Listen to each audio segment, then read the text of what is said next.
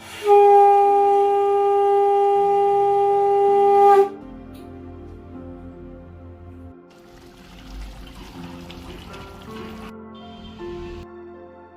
Morning বন্ধুরা, তোমরা সবাই কেমন আছো? আশা করছি ভালো আছো, আর আমরাও ভালো আছি। মৌসুমি ব্লগে তোমাদের সবাইকে স্বাগতম। ভিডিওটা কন্টিনিউ দেখতে থাকো, আশা করছি ভালো লাগবে তোমাদের। ওই যে সকাল সকাল স্নান করা হয়ে গেছে, দেখেছো? এখন কুয়াশাও ঠিক মতন ছাড়েনি, তো সকাল সকাল স্নান করে মানে ফ্রেশ লাগে। সকালে স্নান করে পুজোটা সেরে নিলে তো ভালোই লাগে। কিন্তু সকাল সকাল তো সকালে অনেক কাজ ছিল, সেগুলো শেষ করে ওই কয়েকটা বাসন ছিল রাতের, ওইগুলো মাজা, তারপরে ঘরটা ঝাড় দেওয়া, ওইগুলো সব করে সবটা আর তো ভিডিও করা সম্ভব নয়, তো কিছু কিছু ভিডিও ওইগুলো করে তারপরে তোমাদের সাথে শেয়ার করছি। তো এখন বাজে তো সকাল প্রায় 6:30 7টা মতন হবে, আর এখন থেকেই তোমাদের সাথে আমি মানে ভিডিওগুলো শেয়ার করছি। তো দেখো, প্রথমে ওই স্নান করে কাপড়গুলো মেলে দিয়ে এসে এখানে ফুলগুলো কেটে নিয়ে তো আগে তুলসী মন্দিরে আমি পুজোটা নিয়ে নিলাম। মানে পুজোটা দিয়ে দিলে ওখানে আগে বাইরে পুজোটা করে তারপরে ভিতরে করতে হয়, মানে আগে তুলসীতে জল দিয়ে ফুল দিয়ে পুজোটা করে নিয়েছি আমি। এই কথাটা না আমার শাশুড়ি মা একদিন বলেছিল, মানে আমি সেই ছাদের উপরে আগে, মানে আমাদের ওই গ্রামে শ্বশুরবাড়িতে ছাদের উপরে ওই ঠাকুর ঘর, তো ওখানে পুজো করে এসে নিচে জল ফুল দিতাম, মানে তুলসী গাছে। তো শাশুড়ি মা একদিন বললো যে আগে বাইরে পুজো করে তারপরে ভিতরে, মানে বাইরে থেকে ভিতরে মানে ঠাকুর বা লক্ষ্মী এরকম নিয়ে যাওয়া হয়, এইরকম একটা ব্যাপার বলেছিল।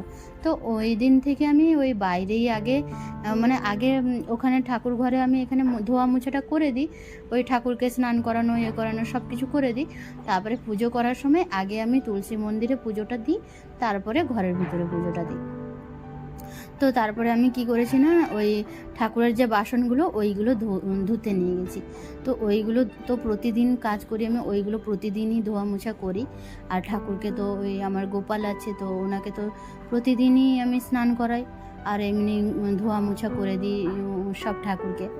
তো ওই সব করতে করতে অনেকটা টাইম, কিন্তু প্রায় 2 ঘন্টা মতন, 1.5 থেকে 2 ঘন্টা আমার টাইম লাগে।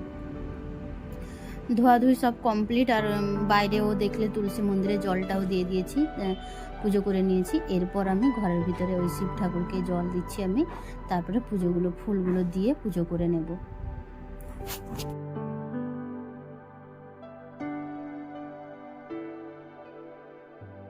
আর আজকে কিন্তু আমি অনেক তাড়াতাড়ি মানে পুজোটা শেষ করেছি, তো প্রায় এখন 7:30 মতন বাজে, 8টার মধ্যে মানে কমপ্লিট হয়ে যাবে।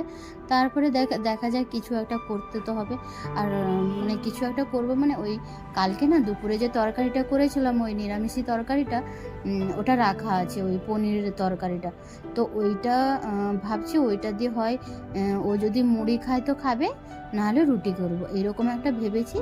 তো দেখা যাক কি হয়, ও আবার কি বলে। তো এই যে আমি গীতাটাও পড়ে নিয়েছি, আর শাঁখটা সবার লাস্টে বাজালাম। পুজো করা সব মানে কমপ্লিট হয়ে গেছে।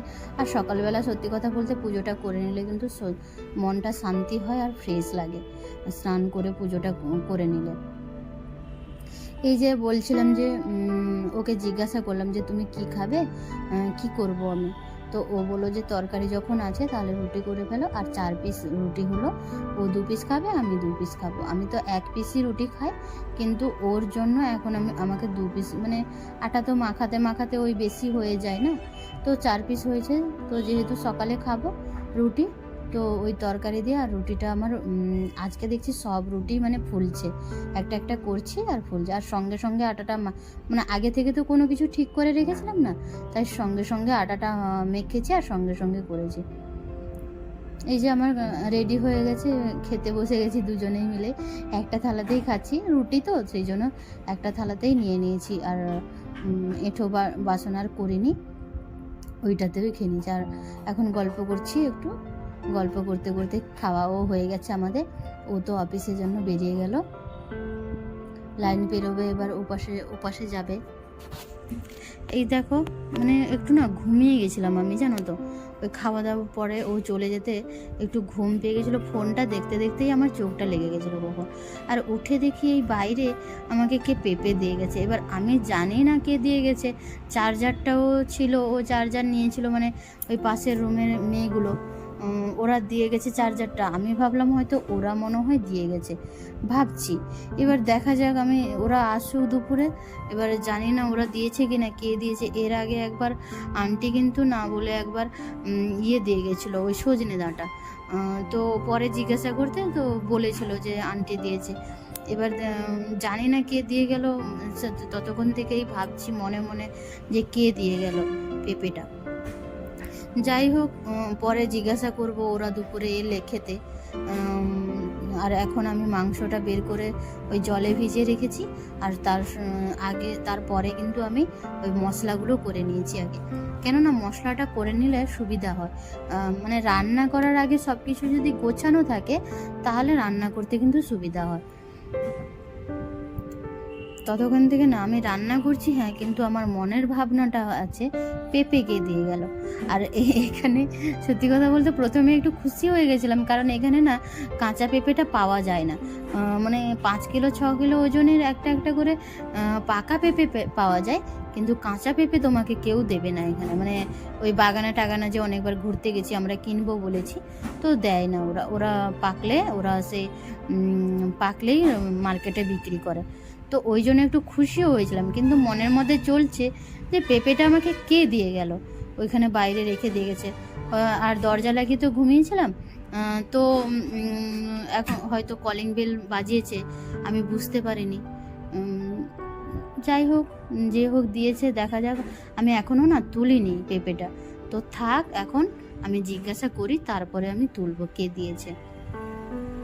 এই দেখো, আলুটা ভাজা হয়ে গেছে, মাংসের আলুটা। বড় আলুগুলো না ছিল না, একটাই ছিল। আর ছোট আলুগুলো যেহেতু ছিল না, ওই ছোট আলু দিয়েই আজকে গোটা গোটা করে মাংসটা করছি। আর কদিন ধরে না মাছ মাংস কিছুই খাওয়া হয় না, মানে মাছটা অনেক দিন আগেই শেষ হয়ে গেছে, 4-5 দিন আগে।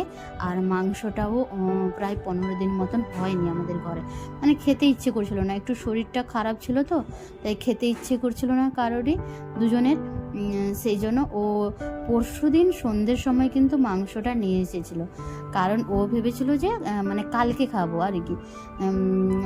কিন্তু কালকে তো বৃহস্পতিবার গেছে, বৃহস্পতিবার তো মাছ মাংস কিছুই খাই না, ওই নিরামিষই রান্না করি, ওই জন্য রেখে দিয়েছিলাম ফ্রিজে, ওই আজকেই রান্না করছি। এই যে ফ্রিজে রাখা জিনিস যে আমি খাই, এইগুলো যদি আমার ঘরে যদি কেউ শুনবে না, তো আমাকে বকাবকি করবে, কারণ আমি বলি না অনেক অনেক সময়। আর কি করব বলো তো, দুজনের তরকারি করি, কিন্তু একটু বেশি হয়ে গেলে না আর ফেলে দিব কি, তরকারি রান্না করছি, ওইগুলো কি করি না ফ্রিজে রেখে দিতে হয়। কিন্তু আমাদের ঘরে কিন্তু এই ফ্রিজে রাখা, মানে আমার নিজের ঘরের কথা বলছি, শ্বশুর বাড়িতে তবুও রেখে খায়, কিন্তু আমার ঘরে এইটার চল নেই যে ফ্রিজে বা বাসি খাবার দাবার খাওয়া। ওই যখনই যা হয়, হয়তো দুপুরে হলো, রাত্রে খাওয়া ঠিক আছে, কিন্তু পরের দিন খাওয়াগুলো এগুলো হয় না কোনো সময়। দেখো, তোমাদের সাথে কথা বলতে বলতে আমার মাংস রান্নাটা হয়ে গেছে। এরপর আমি ওই বেগুন দিয়ে একটু এই যে শাক কুচলাম না, ওই শাকটা কিন্তু টক পালংয়ের শাক। ওই পরশুদিন যে বাজারে গেছিলাম না কিছু সবজি বাজার করতে, তো ওইটা দেখলাম যে টক পালং বিক্রি হচ্ছে, তাই ঘরে মানে 1-2 বার খেয়েছি। আর এখানে তো জানো, তোমাদেরকে আগে বলেছি, কোনো শাক সবজি ঠিকঠাক করে ভালো মতন পাওয়া যায় না, তো টক পালংটা দেখে মানে খুব একটা খারাপ মনে হয়নি, তো নিয়ে চলে এলাম। আর বেগুন দিয়ে ওইটা চচ্চড়ি করেছি মাখা মাখা, আর মাংস করেছি। এই যে খাবার জন্য এবারে বেড়ে নিচ্ছি নিজের খাবারের জন্য। সকালে তো ওর সঙ্গে বসে খেয়েছিলাম, এখন দুপুরে আমাকে একা খেতে হবে। খাবারটা বেড়ে নিয়েছি, আর ওর জন্য মানে রাতের জন্য একটু মাংস রেখে দেব। আর সত্যি কথা বলতে আমরা তো খুব অল্প অল্পই খাই, তো যত অল্প রান্না করলেও না থেকে যায়, মানে খুব একটা মেনটেন করে মানে ওই সব করতে পারি না, যে না বেশি হয়ে যাচ্ছে কম করে রান্না করে, ওই রকম পারি না। ঠিক আছে, তাহলে তোমাদের সঙ্গে খেতে খেতেই আজকে ব্লগটা শেষ করছি। দেখা হবে পরের একটি নতুন ব্লগ ভিডিওতে। ভালো থেকো, সুস্থ থেকো সবাই। আর ভিডিওটা যদি ভালো লেগে থাকে তাহলে সাবস্ক্রাইব করে পাশে থেকো।